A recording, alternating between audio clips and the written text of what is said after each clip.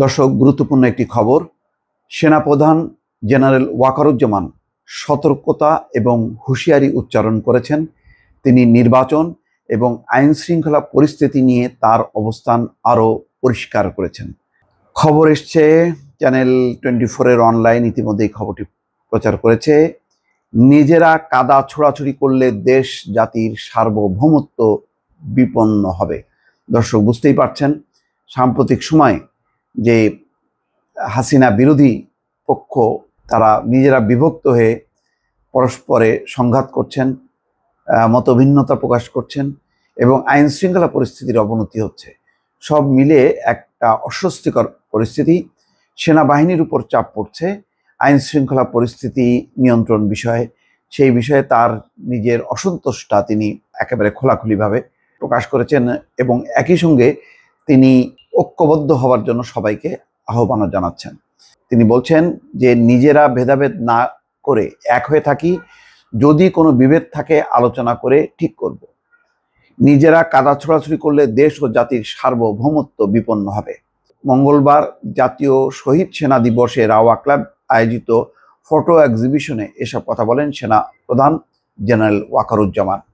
তিনি আরও বলেন, নিজেরা ভেদাভেদ না করে এক হয়ে থাকি, যদি কোনো বিভেদ থাকে আলোচনা করে ঠিক করব। ডানে বামে গিয়ে কোনো লাভ হবে না। কেউ অপরাধ করলে বিন্দু মাত্র ছাড় নেই। এটা একটা সুশৃঙ্খল বাহিনী, এটিকে সুশৃঙ্খল থাকতে দিন। ন্যায় নীতিতে আমরা থাকব। আমার একটাই আকাঙ্ক্ষা, জাতিকে সুন্দর জায়গায় রেখে আমরা সেনানিবাসে ফিরে আসব। সেনাপ্রধান বলছেন, আজকে পুলিশ সদস্য কাজ করছে না।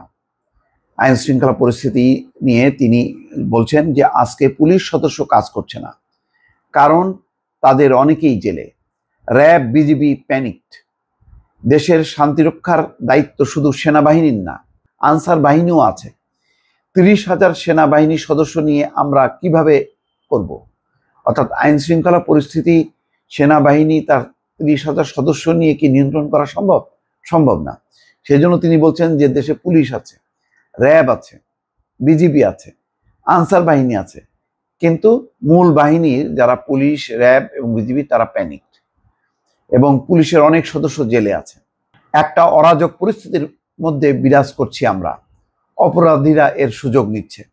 সবাইকে এক থাকার আহ্বান জানিয়ে তিনি বলেন, যদি নিজেরা কাদা ছোড়াছুড়ি করেন দেশ ও জাতির সার্বভৌমত্ব বিপন্ন হবে। দর্শক, কাদেরকে উদ্দেশ্য করছেন এটা শুধু উল্লেখ করেননি, এটা মূলত আসলে রাজনীতিবিদদেরকে ঐক্যবদ্ধ থাকার কথাই তিনি বলছেন। যে আমি সতর্ক করে দিচ্ছি, পরে বলতে পারবেন না যে সতর্ক করিনি।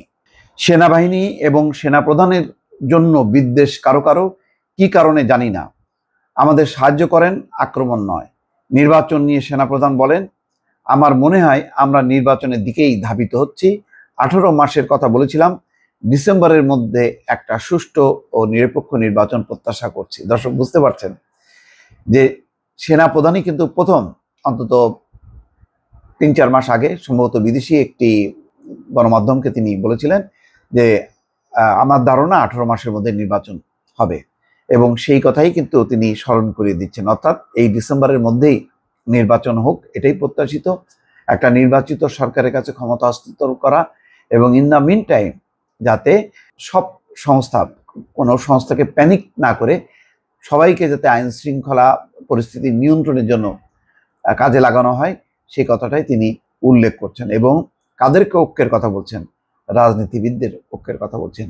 বর্তমানে জাতীয় নির্বাচন আগে নাকি স্থানীয় সরকার নির্বাচন আগে, তারপরে সংবিধান বিলুপ্ত করা, আওয়ামী লীগ নিষিদ্ধ করা, রাষ্ট্রপতি শাহাবুদ্দিন চুপ্পুকে উৎখাত করা, নানান ইস্যুতে যে ভেদাভেদ এবং কাদা ছোড়াছুড়ি প্রতিনিয়ত চলছে, এটি নিঃসন্দেহে সবার মধ্যে হতাশা তৈরি করছে।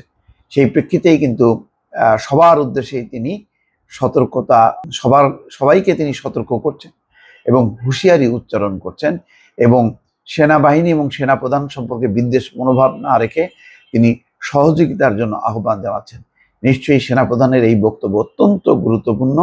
তিনি কিন্তু সহসাই কোনো বক্তব্য দেন না, কিন্তু আজকে খোলাখুলিভাবে কিন্তু সকল রাজনীতিবিদদের উদ্দেশ্যে, রাজনৈতিক দলগুলোর উদ্দেশ্যে, দেশবাসীর প্রতি, সংশ্লিষ্ট বাহিনীর প্রতি তিনি সতর্ক এবং হুঁশিয়ারি উচ্চারণ করলেন। দর্শক। ভালো থাকবেন। আল্লাহ হাফেজ।